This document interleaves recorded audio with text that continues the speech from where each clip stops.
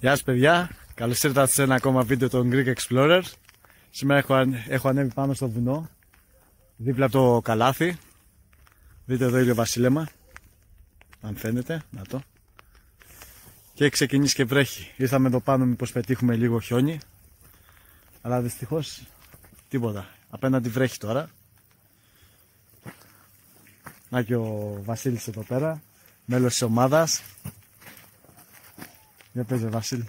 Ωραία εμπειρία. Είμαστε μέσα στα σύννεφα κυριολεκτικά. Έτσι.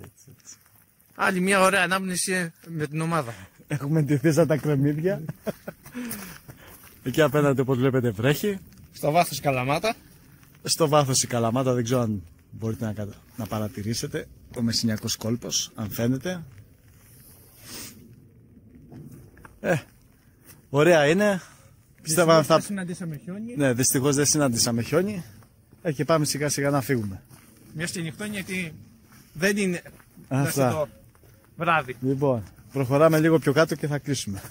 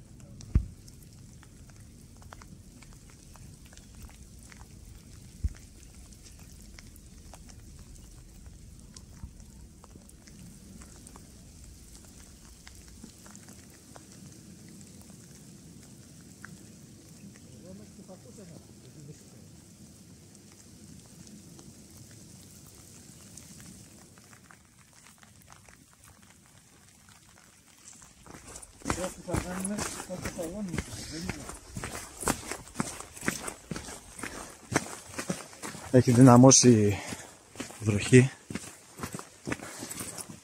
Αλλά πιστεύω θα την γλιτώσουμε.